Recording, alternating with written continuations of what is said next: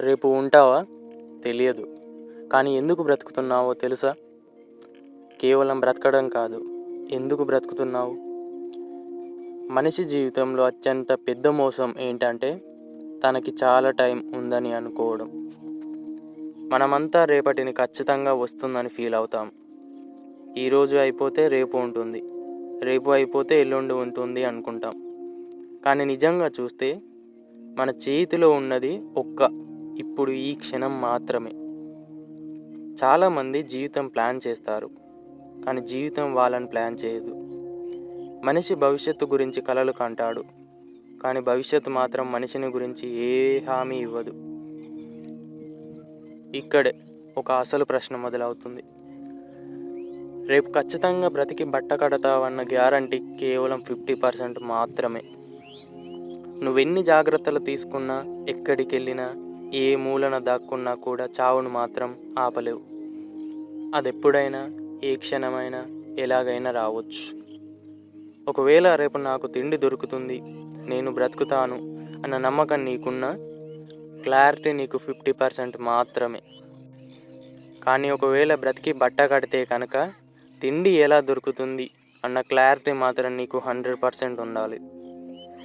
ఎలాగైతేనేం గొడ్డు కారం తినైనా కడుపు నింపుకోవచ్చు, బ్రతికేయచ్చు కదా అని నువ్వు అనొచ్చు. కానీ నీకు ఇష్టమైన చికెన్ బిర్యానీ తింటేనే నీకు తృప్తి. అలాగే కేవలం బ్రతకడం కాదు, ఎందుకు బ్రతకాలి, ఎలా బ్రతకాలి అనే ఈ 2 ప్రశ్నలకు స్పష్టత లేకుండా రేపటి రోజు మొదలైతే అది ఎప్పటికీ సంతృప్తి లేని జీవితంగా మిగిలిపోతుంది. ఉద్దేశం లేని జీవితం అంటే దిశ లేని నౌక లాంటిది. ఒక నౌక సముద్రంలో ప్రయాణిస్తుంది, గాలి ఉంటుంది, అలలు ఉంటాయి, ప్రమాదాలు ఉంటాయి. కానీ దానికి ఒక దిశ ఉంటుంది, అందుకే అది చేరాల్సిన తీరానికి చేరుతుంది. కానీ దిశ లేకుండా అదే నౌక వదిలేస్తే అది కేవలం తేలుతుంది. ఎక్కడికి వెళ్తుందో, ఎక్కడ ఢీకొంటుందో, ఎక్కడ మునిగిపోతుందో ఎవరికి తెలియదు. మనిషి జీవితం కూడా ఇలాగే.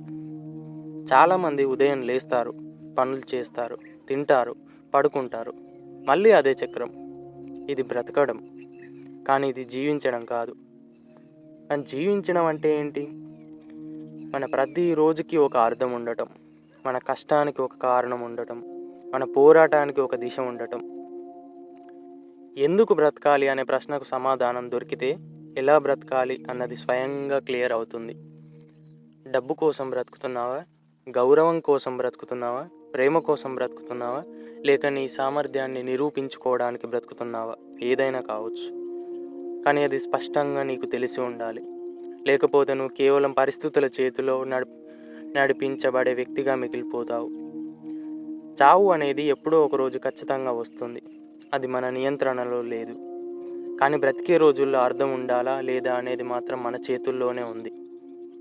చివరికి మనిషి అడిగే అసలు ప్రశ్న ఎంతకాలం బ్రతికాను కాదు, ఎందుకు బ్రతికాను అనేది. నీ జీవితం ఒక ప్రమాదం వల్ల ముగియవచ్చు, కానీ ఉద్దేశం లేకుండా బ్రతకడం వల్ల అది ప్రతిరోజు కొంచెం కొంచెం చచ్చిపోతుంది. అందుకే రేపు బ్రతుకుతానా లేదా అన్నదానికంటే బ్రతికే రోజుల్లో నేను ఎవరిగా మారుతున్నాను అన్నదే ముఖ్యమైన ప్రశ్న.